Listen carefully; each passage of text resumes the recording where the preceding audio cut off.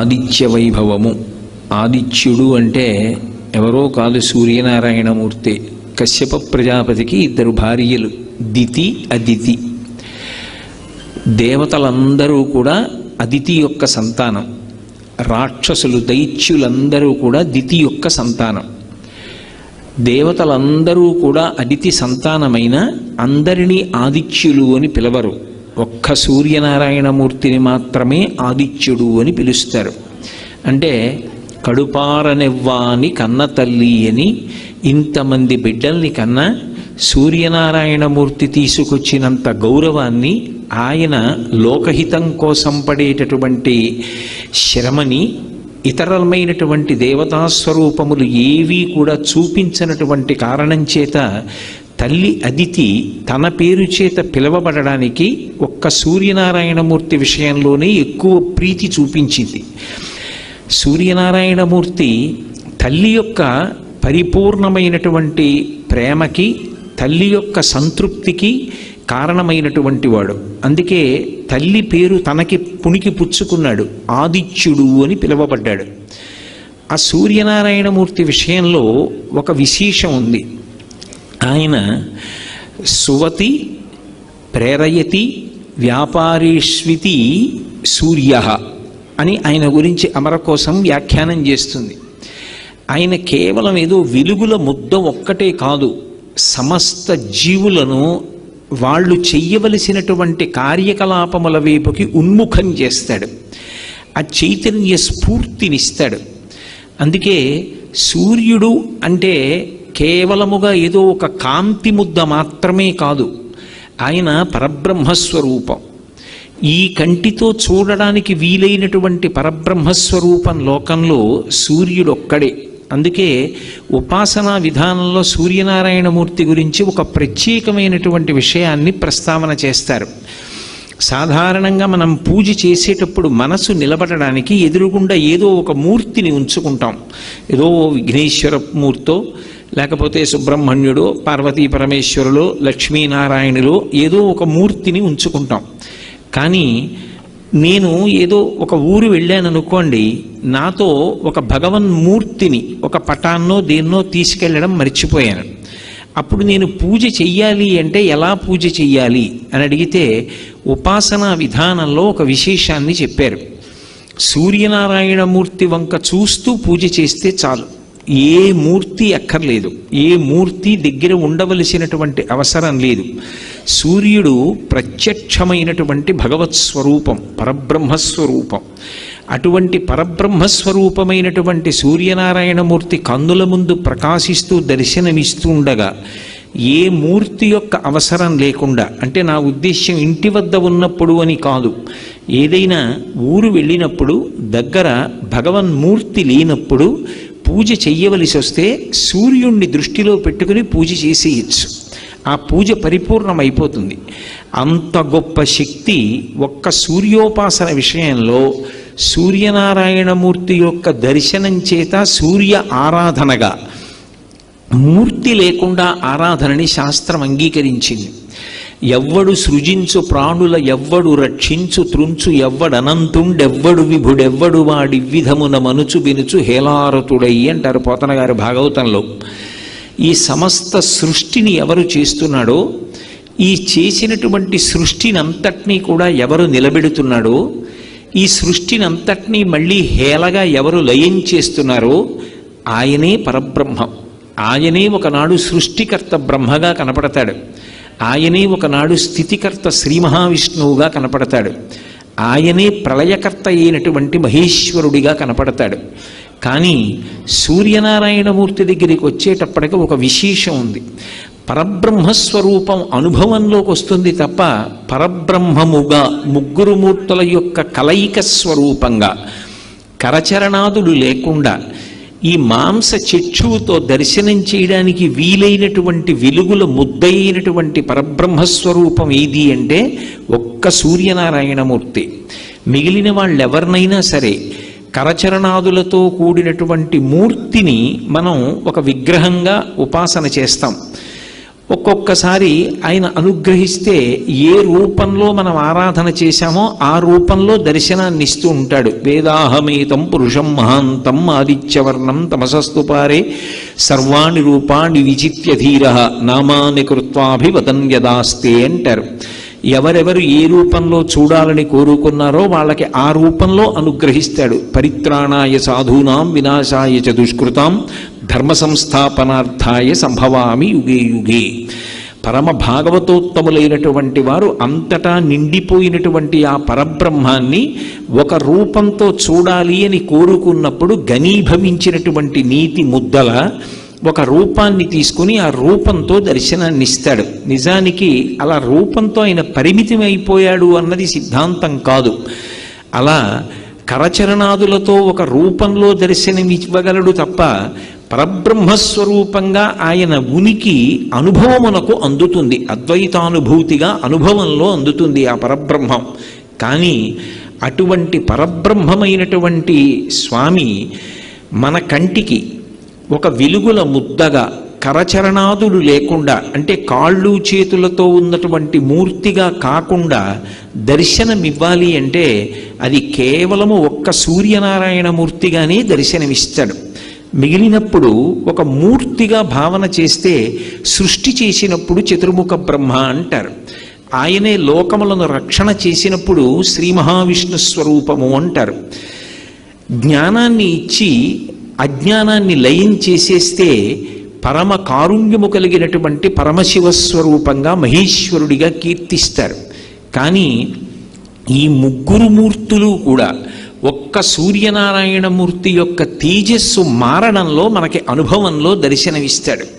ఎలా అంటే ఆయన ఉదయేతు బ్రహ్మణో రూప, ఉదయకాలంలో ఉండేటటువంటి సూర్యనారాయణమూర్తి యొక్క బింబం ఏదుందో ఆ బింబాన్ని బ్రహ్మగారిగా సృష్టి చేసేటటువంటి చతుర్ముఖ బ్రహ్మ యొక్క కాంతిగా అందరూ కూడా భావన చేస్తారు.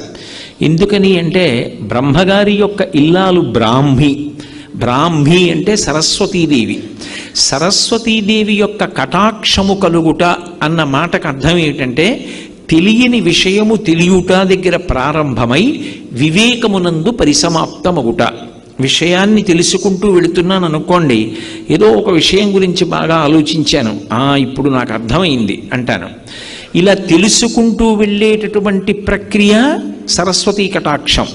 చిట్ట చివరికి ఇది ఎక్కడ పూర్తయిపోవాలి అంటే చిరంజీవన్నీవ క్షపిత పశుపాశ వ్యతికర పరానందాభిక్యం రసయతి రసం తద్భజనవాన్ అంటారు శంకరాచార్యులు వారి సౌందర్యలహరిలో. చిట్ట చివరికి వివేకం కలగాలి. వివేకము అన్న మాటకు అర్థం ఏమిటంటే నిత్యానిత్య వస్తు వివేకం.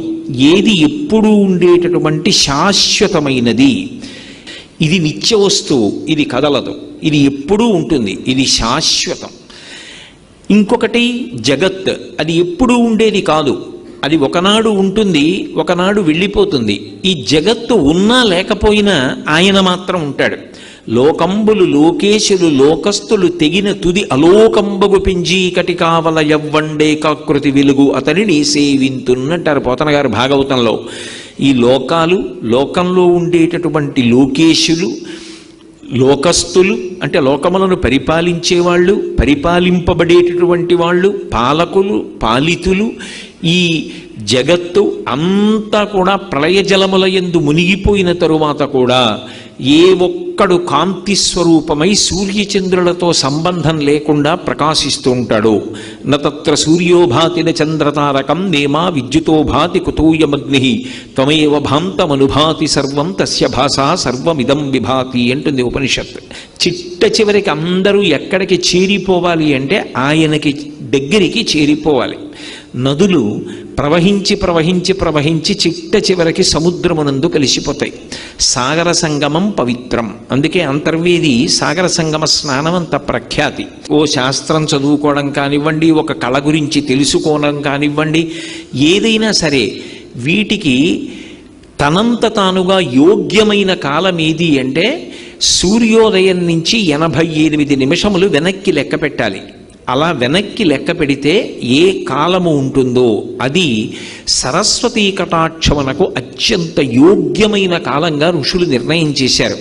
బ్రాహ్మీ ముహూర్తము అంటారు. బ్రాహ్మీ అంటే బ్రహ్మ యొక్క శక్తి స్వరూపమైన సరస్వతి.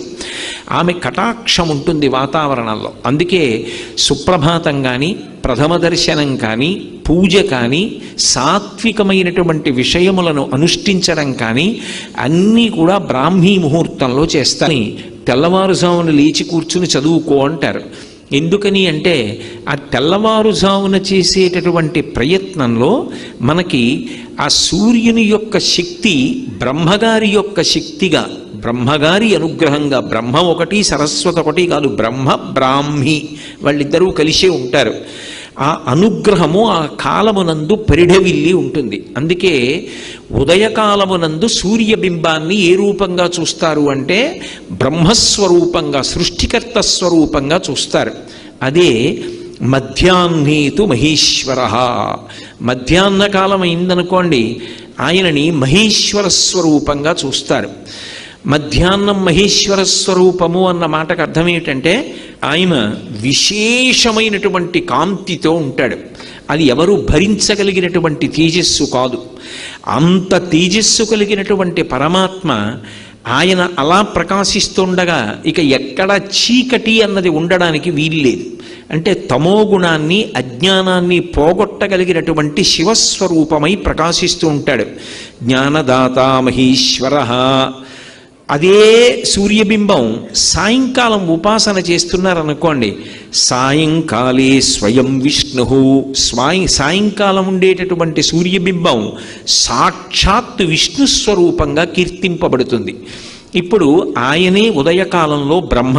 అందుకే సూర్యుడికి ఉండేటటువంటి పేర్లు కూడా చాలా చమత్కారంగా ఉంటాయి. ఆయనకి మిహిర అని ఒక పేరు. మిహిర అంటే కేవలము కాంతిపుంజమని కాదు, ఈ భూమిని అంతటినీ కూడా తన నీటి చేత తడుపుతాడు. ఏదో నీటి చేత తడపడం ఒక్కటే కాదు, ఏ నీటి చేత తడుపుతున్నాడో ఆ తడిపిన కారణం చేత అంకురములు లోపల నుంచి పైకొస్తాయి. అప్పటి వరకు నామరూపాలు తెలియకుండా భూమి మీద పడిపోయి ఉండిపోయినటువంటి గింజలు ఆ నీరు తగిలిన కారణం చేత సుస్పష్టంగా గుర్తుపట్టడానికి వీలుగా ఒక అంకుర రూపంలో, ఒక మొక్క రూపంలో పైకొస్తుంది. అంటే ఆయన మిహిర అన్న పేరుతో సృష్టి చేస్తాడు. సృష్టికర్త అయి బ్రహ్మగారయి ఉంటాడు. అదే స్వామి పూష అని ఒక పేరుతో ఉంటాడు. పూష అన్న పేరు కలిగినటువంటి సూర్యుడు ఈ లోకములన్నిటినీ కూడా రక్షణ చేస్తూ ఉంటాడు. ఆయన అనుగ్రహం లేదనుకోండి, అసలు ప్రాణుల యొక్క ఆరోగ్యం నిలబడదు. అందుకే ఆరోగ్యం భాస్కరాది చేత్ అని పేరు. ఆరోగ్యమునకు కారణం ఎవరు అంటే ఒక్క సూర్యబింబమే. ఆయన నుంచి వచ్చేటటువంటి వెలుతురు వలన, ఆ కాంతి కిరణముల వలన ఆరోగ్యం నిలబడుతుంది. ఇప్పుడు ఆధునిక కాలంలో వైద్యులు, శాస్త్రవేత్తలు కూడా అంగీకరిస్తున్నారు. సూర్య భగవానుడి యొక్క కిరణములలో ఉండేటటువంటి విటమిన్ డి వలన ఎముకలకు పుష్టి కలుగుతుంది, శరీరం పెరుగుతుంది అని అంగీకరిస్తున్నారు. కాబట్టి ఆయన లోకములకంతటికీ కూడా పోషకుడై రక్షణ కల్పిస్తాడు. సూర్యకిరణములు తగలని చోట ఒక మొక్క ఉంచారనుకోండి, ఆ మొక్క వడిలిపోతుంది, మాడిపోతుంది, ఆ మొక్క పెరగదు. సూర్యకిరణములలో ఉన్నటువంటి శక్తిని తీసుకుని చెట్లు తమ ఆకులలో పత్రహరితాన్ని తయారు చేసుకుంటాయి. ఆ పత్రహరితమును ఆహారంగా ఉంచుకుని చెట్లు వృద్ధిలోకి వస్తాయి. ఆ చెట్లు కాసినటువంటి కాయలు, వాటి పళ్ళు, ఆ ఆకులు, వాటి వేర్లు, వాటి కాండం, అవి మనకి ఆహారం. అది ఒక్క మనుష్యులకే కాదు, సమస్త ప్రాణికోటికి. ఆ విధంగా ఆయన లోకములనన్నిటినీ కూడా పోషిస్తున్నాడు, లోకములను రక్షిస్తున్నాడు. సూర్య కిరణముల చేత ఎన్నో సూక్ష్మాంగ జీవులు నశించిపోతుంటాయి. సూర్య కిరణముల చేత తప్తమైన పదార్థములు ఏ ఉంటాయో అవి చాలా కాలం నిలవ ఉంటాయి. దుర్గంధం రాకుండా నిలవ ఉండేటట్టుగా ఒక పదార్థాన్ని తయారు చేయగలిగినటువంటి శక్తి సూర్య కిరణములకు ఉన్నది. ఆ ఒడియాలు పెట్టినప్పుడు ఆ తడితో, ఆ పిండితో కలిపి ఆ గుమ్మడి ముక్కల్ని ముద్దగా ఉన్న వాటిని తీసుకెళ్లి సూర్యకిరణములలో తప్పం చేస్తే అవి గట్టిపడి ఎండిపోయిన తర్వాత డబ్బాలో పెట్టి మూత పెట్టి నెలలు ఉంచినా సరే అవి ఏ విధమైనటువంటి దుర్గంధాన్ని పొందవు, అందులోంచి చెడు వాసన రాదు. సరికదా? ఎన్నాళ్ళైన తరువాత మీరు మళ్ళీ వాటిని వేయించుకుని తిన్నా అవి ఔషధీ విలువలను కలిగి ఉంటాయి. అలాగే మామిడికి సంస్కృతంలో ఒక విశేషమైన పేరు రసోవై సహ అంటారు. రసోవై సహ అంటే భగవంతుడు. రసాలము మామిడి చెట్టు, భగవంతుడి పేరు కలిగిన చెట్టు మామిడి చెట్టు. దాని ఆకులు శుభకార్యానికి చిహ్నం, దాని కాయలు దాని పళ్ళు విశేషమైనటువంటి ఔషధీతత్వం. అటువంటి మామిడిని నిలవ ఉంచి 365 రోజులు ఇంట్లో ఉపయోగించాలి అంటే ఒరుగులు అని మా చిన్నతనంలో మామిడి ముక్కలు చేసి సూర్యతప్పం చేస్తారు, సూర్యకిరణములలో ఎండబెడతారు. ఆ ఎండిపోయిన మామిడి ముక్క సంవత్సరంలో మామిడికాయ దొరకనటువంటి సమయంలో వంటలో వాడుకుంటే మళ్ళీ మామిడికాయ తెచ్చి కోసి వంట చేసుకుని ఏదైనా ఒక పదార్థాన్ని తయారు చేసుకుంటే ఎటువంటి రుచిని అనుభవిస్తారో అదే రుచిని అనుభవించడానికి యోగ్యమైన స్థితిని సూర్యకిరణములు కల్పిస్తున్నాయి. కాబట్టి ఆయన కిరణముల యందు అంత శక్తి ఉంది. రోజు రోజుకి సూర్యకిరణములలో ఉండేటటువంటి శక్తిని గమనించి వాటి ద్వారా ఎంత విద్యుదుత్పత్తి చెయ్యవచ్చో కూడా ఇవాళ ఆధునికులు పరిశీలనం చేసి ఆయన అనుగ్రహం చేత ఇంట్లో దీపాల దగ్గర నుంచి ఎన్నో విద్యుత్ పరికరములను వినియోగం చేస్తున్నారు. అందుకే ఆయన స్థితికర్త, లోకములన్నిటినీ కూడా నిలబెడతాడు. నిలబెట్టేటటువంటి లక్షణం ఉన్నవాడు కాబట్టి ఆయనకి పూష అని పేరు. అలాగే ఆయనకి హంస అని ఒక పేరు. హంస అన్న పేరు ఆయనకి ఎందుకు వచ్చింది అంటే ఆయన చీకటిని తొలగతోస్తాడు. చీకటిని తొలగతొయ్యడము అంటే అజ్ఞానాన్ని పోగొడతాడు. సూర్యుడు ఉదయించాడు అనుకోండి, ఉత్తర క్షణంలో చీకటి అనేటటువంటిది ఉండడానికి వీల్లేదు. ఇంకా సూర్యోదయమైనది ఇక చీకటి ఉండదు. సూర్యోదయమైనది చీకటి పోయినది కాదు, అసలు సూర్యుడు వచ్చాడు చీకటి ఉండే అవకాశమే ఉండదు. చీకటిని పోగొట్టడం సూర్యుని యొక్క ప్రధానమైనటువంటి లక్షణం. అజ్ఞానాన్ని పోగొట్టడం, జ్ఞానం ఇవ్వడం శంకరుని యొక్క లక్షణం. జ్ఞానదాత మహేశ్వర అని. అందుకే హంస అన్న పేరు చేత జ్ఞానాన్ని ఇస్తాడు. లోకంలో ఆరోగ్యం కావాలి అంటే ఎవరిని ఉపాసన చెయ్యమని చెప్తారు అంటే సూర్యనారాయణమూర్తిని ఉపాసన చెయ్యండి అంటారు. ఇప్పటికీ పిల్లల దగ్గర నుంచి పెద్దల వరకు సూర్య నమస్కారాలు చేస్తారు. ఆ సూర్య నమస్కారాల్లో కేవలం 10 విధములైనటువంటి భంగిమలతో చేసే నమస్కారాలు ఉన్నాయి. అవి తేలికగా చెయ్యడానికి వీలుగా ఉంటాయి. ఆ సూర్య నమస్కారం చెయ్యడం కేవలము శరీరమునకు ఆరోగ్యం ఇవ్వడానికి ఒక్కదానికే కాదు, ఆ సమయంలో సూర్య బింబాన్ని ఉపాసన చేస్తారు మనసుతో. ఆ ఉపాసన చేసిన కారణం చేత దృష్టి నిలబెట్టడం కూడా అలవాటు అవుతుంది. దృష్టిని కేంద్రీకరించడం, ఒక విషయాన్ని పరిశీలిస్తున్నప్పుడు, ఒక విషయాన్ని చదువుతున్నప్పుడు, ఒక విషయాన్ని వ్రాస్తున్నప్పుడు దృష్టిని దాని మీదే కేంద్రీకరించగలిగినటువంటి శక్తి దేని వలన ఉత్పన్నమవుతుంది అంటే కేవలముగా ఆ సూర్య నమస్కారముల యందు శరీరము చేసేటటువంటి అనేక రకములైన వ్యాయామ ప్రక్రియ చేత ఆరోగ్యం పొందడమే కాకుండా మనసుని సూర్యబింబము యొక్క కదలికల మీద నిలబెట్టినటువంటి కారణం చేత కేంద్రీకరణ శక్తి కూడా పెరుగుతుంది. అంత గొప్పవి సూర్య నమస్కారాలు. కాబట్టి ఆయన జ్ఞానం ఇస్తాడు, హంస అని కీర్తింపబడతాడు. అందుకే ఉదయకాలమునందు బ్రహ్మస్వరూపంగా, మధ్యాహ్నకాలమునందు మహేశ్వర స్వరూపంగా, సాయంకాలంలో కేవలము విష్ణు స్వరూపంగా, బ్రహ్మ విష్ణు మహేశ్వరులుగా ఒకే మూర్తి 3 కాలముల యందు ఉపాసన చేయబడేటటువంటి వాడు ఎవరు అంటే సూర్యనారాయణమూర్తి. అందుకే ఈ మాంస చక్షువునకు గోచరమయ్యేటటువంటి పరబ్రహ్మస్వరూపం ఏది అంటే సూర్యబింబమే. సూర్యబింబం కర్మసాక్షి, సమస్తమైనటువంటి కర్మలకి కూడా ఆయన సాక్షిగా ఉంటాడు. మనం ఏం చేస్తున్నాము అనేటటువంటి ప్రతి పనిని పరమాత్మ స్వరూపంగా తెలుసుకుంటూ ఉంటాడు. ఒక దీపం ఉందనుకోండి, అది కేవలం కాంతినివ్వగలదు కానీ సూర్యబింబంలోంచి వచ్చేటటువంటి కిరణములు అలా కేవలముగా కాంతినివ్వడం కాదు, దాని యందు ఒక విశేషమైనటువంటి శక్తి ఉంటుంది. ఆ శక్తిని ఋషులు గమనించారు.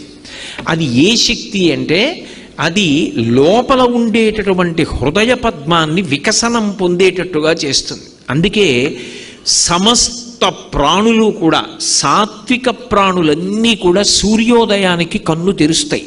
కృతఘ్నఘ్నాయ దేవాయ జ్యోతిషాం పతయే నమః అంటారు ఆదిత్య హృదయంలో. పరబ్రహ్మస్వరూపమైనటువంటి సూర్యుడు ఆకాశంలో ఉదయించేటప్పటికీ తత్పూర్వము లేచి ఎవడు ఆయనకి స్వాగతం పలకడో, ఎవరు ఆయనకి నమస్కారం చెయ్యడో వాడు కృతజ్ఞుడు. పరమాత్మయే మాంసచక్షు చేత దర్శించడానికి వీలుగా ప్రయాణం చేసి వచ్చి దర్శనమిస్తుంటే ఆయనని దర్శించడానికి ఉత్సుకత చూపించకుండా తమోగుణ భూయిష్ఠుడై నిద్రపోయిన వాడెవరో వాడు కృతజ్ఞుడు కనుక అటువంటి కృతజ్ఞుణ్ణి ఆయన శిక్ష వేసి ఇబ్బంది పెడతాడు. అంటే పాఠం చెప్పి మనసు మారుస్తాడు. కాబట్టి కృతఘ్నఘ్నాయ దేవాయ జ్యోతిషాం పతయే నమః అంటారు. అటువంటి సూర్యబింబం ఏదున్నదో దాని యందు ఒక విశేషమైనటువంటి శక్తి ఉంటుంది. దాన్ని ఋషులు గుర్తించారు. అరుణము, సౌరపాఠము వీటిల్లో ఇచ్చారు. మహానుభావులు, దార్శనికులైనటువంటి కవులు మహాభారతాది ఇతిహాసములను ఆంధ్రీకరించినటువంటి తిక్కన గారు, వాల్మీకి మహర్షి వంటి వారు ఆ సూర్యోపాసన గురించి మనకి అద్భుతమైనటువంటి విశేషాల్ని ఆవిష్కరించారు. మహాభారతంలో తిక్కన గారు విరాట పర్వంలో సూర్యోదయం గురించి ఒక సీసపద్యం చేశారు.